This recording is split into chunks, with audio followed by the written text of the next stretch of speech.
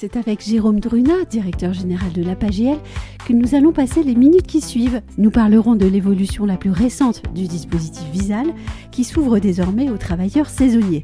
Vous saurez donc tout sur cette nouvelle évolution de Visale afin de pouvoir la mettre en œuvre aisément. Bonjour Jérôme Drunat. Bonjour. Visale répond désormais aux besoins spécifiques des travailleurs saisonniers. L'offre que nous connaissons donc tous s'est étoffée. Donnons à nos auditeurs toutes les informations essentielles et pratico-pratiques, je dirais, puisque c'est ce qui les intéresse quand ils sont professionnels.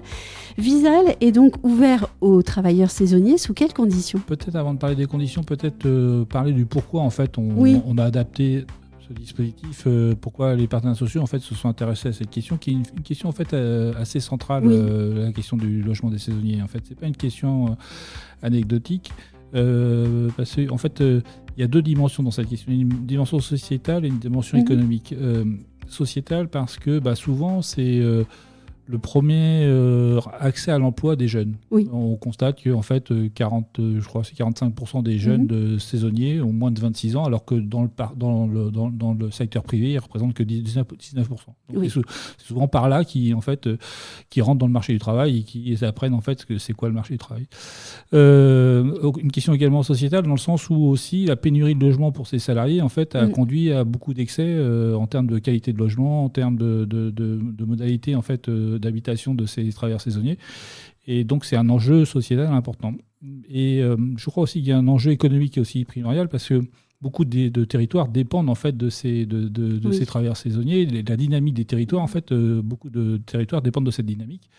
Et on constate que 59% des entreprises, en fait, ont décidé de ne pas augmenter leur activité parce qu'ils étaient en manque de travailleurs saisonniers. Donc, ce qui est grave à la fois, bien évidemment, pour ces entreprises, mais également pour les salariés qui, en fait, ne trouvent pas d'emploi, et puis également pour les territoires qui voient leur dynamique économique restreindre à cause de cette problématique-là. Donc, c'était important que le groupe Action Logement, qui en fait, je rappelle, il est financé par une cotisation des entreprises, et son ADN, c'est le lien emploi-logement. Donc, c'était important que le groupe Action Logement travaille cette question à travers Visale. Alors, pas uniquement à travers Visale, on a bien d'autres actions, mais il fallait qu'un dispositif phare d'Action Logement puisse s'adapter à ce dispositif. Donc, désolé pour cette introduction peut-être trop générale, mais je pense que c'est important de savoir pourquoi on fait les choses. Oui, bien sûr. Et désolé pour ce côté un peu trop pratico-pratique, mais je sais aussi qu'ils attendent les réponses à cette question-là. Comment est-ce qu'on peut bénéficier d'un dispositif Visale quand on est un travailleur saisonnier ? Alors, la mécanique est la même que pour le Visale en général. Donc, je rappelle la mécanique rapidement. Je cherche un logement, je suis saisonnier. Je vais aller sur le site visale.fr, je vais créer un compte et puis je vais renseigner un certain nombre d'informations. Et on va me dire si je suis éligible à ce dispositif Visale saisonnier. Une fois que j'ai ça, je vais avoir un visa que je vais pouvoir mettre dans mon dossier de location. Puis je vais aller visiter les logements. Et si parmi ces logements, j'ai un bailleur qui accepte Visale, à ce moment-là, lui, il viendra sur le site visale.fr créer un compte. Et il aura un contrat de cautionnement dématérialisé au titre de cette location saisonnière. Donc, un mécanisme comme aujourd'hui. Oui.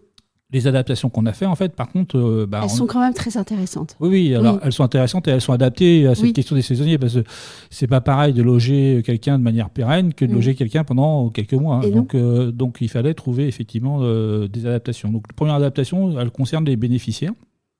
Alors, bien évidemment, seuls les salariés qui ont un contrat qualifiés de saisonniers vont accéder à ce dispositif. Point essentiel. Voilà.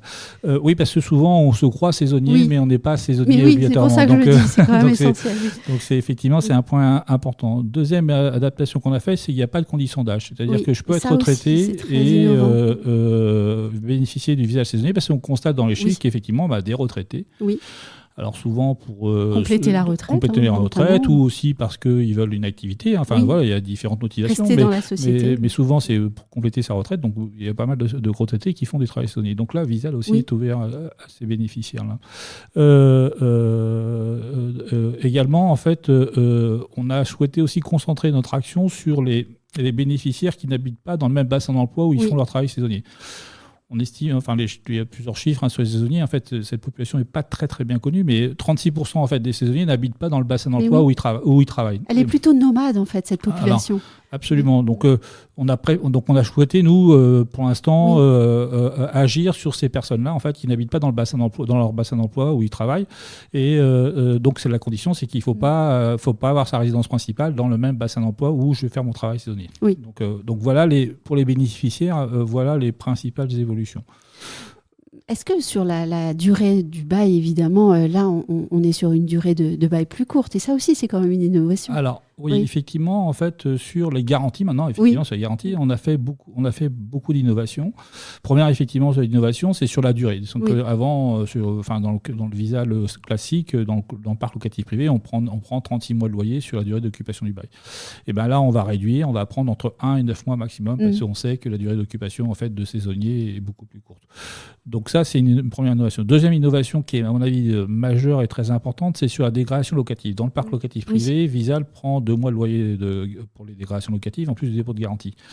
Là, on fait la même chose, mais on va rajouter 1 mois de loyer pour prendre en charge en fait, les dégradations de meubles. Oui. Et ça, c'est un élément novateur, parce que je ne connais pas beaucoup de dispositifs sur le marché qui proposent ça. Et d'ailleurs, je ne connais pas non plus beaucoup de dispositifs sur le marché qui proposent quelque chose pour les saisonniers, entre guillemets. Et c'est un élément majeur parce que c'est une question importante pour les bailleurs. En fait, c'est une question du meuble, parce que souvent les saisonniers sont logés dans des meublés. Et souvent, en fait, les meubles ils sont pas pris en charge dans la dégradation. Donc là, voilà, on a 1 mois de loyer qui va pouvoir venir couvrir en fait des dégradations des meubles. Et autre innovation majeure, c'est le fait qu'on prend en charge dès le premier mois d'impayé.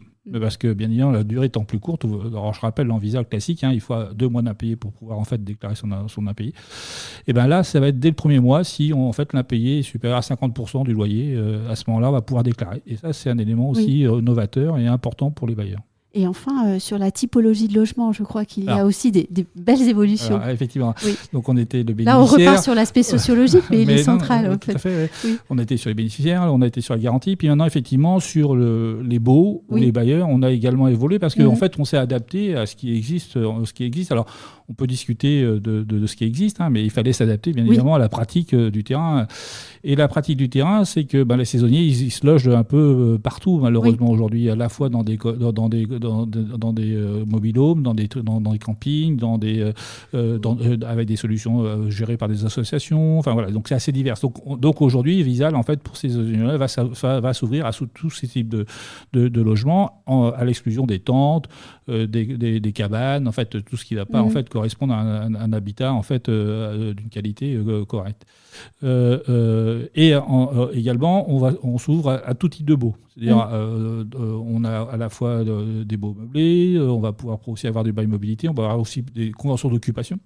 Donc, parce que toujours, l'idée c'est de coller aux besoins. Et aujourd'hui, la pratique, c'est ça. Les saisonniers, en fait, n'ont pas obligatoirement des baux meublés standards. Ils peuvent avoir des conventions d'occupation et on va pouvoir aussi avoir des conventions d'occupation. Et dernier élément, c'est sur les bailleurs.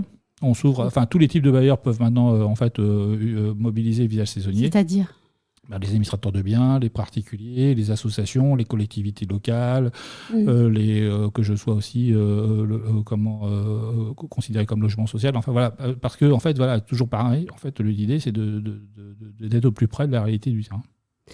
Dites-moi, on a évoqué ce dispositif qui est extrêmement novateur et on voit bien qu'il fait bouger les lignes avec une vraie volonté, au fond, politique, d'accompagner les régions et d'accompagner aussi les entreprises en difficulté pour trouver des salariés. Quelle est l'ampleur et les perspectives de développement de ce dispositif ? Alors, on a estimé qu'il y avait à peu près 140 000 personnes par an qui étaient potentiellement éligibles au dispositif.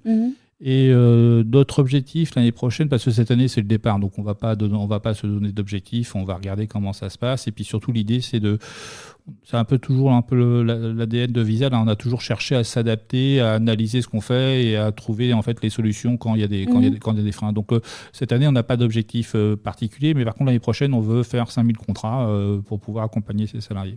Je crois que le dispositif, si je me trompe pas, a été lancé au mois de juin. Absolument. Est-ce à dire qu'il a déjà eu quelques mises en pratique à l'été ou à l'automne, ou vous commencez juste à communiquer? Non, on a eu des mises en pratique, mais je redis, ça n'est pas significatif, c'est certainement pas significatif par rapport aux 5000 de l'année prochaine. Oui. Mais non, il y a déjà des demandes, il y a eu déjà des demandes de visa, il y a déjà des contrats qui ont été signés. On voit d'ailleurs dans les contrats qui ont été signés, en fait, tous les types de bailleurs ont mobilisé le dispositif, que ce soit des particuliers, des administrateurs de biens, des associations. Donc c'est ça qui est intéressant, c'est qu'on voit que l'adaptation qu'on a fait, ça marche. Elle était attendue. Elle était attendue, voilà.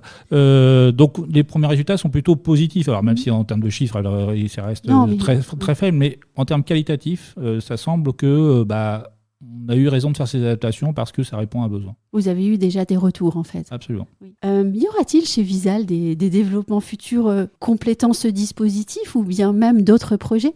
On a signé une convention quinquennale avec l'État, enfin Action Logement a signé une convention quinquennale avec l'État sur l'année 2023-2027.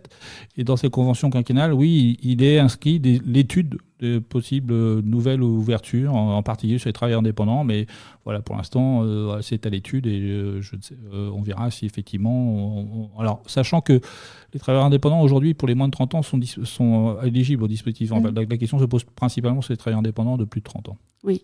Et après, on a également, après c'est plus technique, mais c'est sur les baux glissants, c'est un bail spécifique qui est en fait beaucoup utilisé dans l'intervention locative, où là, effectivement, Visale va s'adapter à ce type de baux.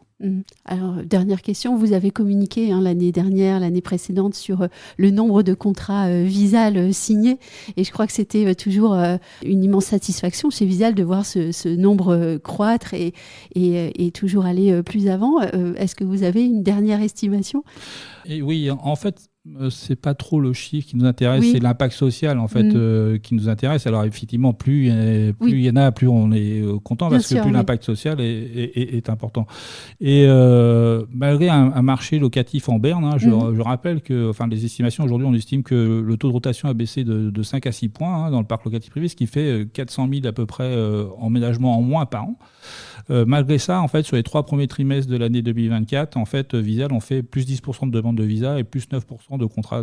Donc on voit en fait qu'on est toujours en fait en progression. Ça c'est très bien, mais surtout en fait qu'on a une vraie utilité. Parce que je rappelle, alors j'aime bien en fait ces quelques chiffres que je rappelle assez souvent, mais 76% des contrats de location qu'on bénéficie de Visale n'auraient pas été signés sans Visale. Donc on voit l'utilité très importante de Visale.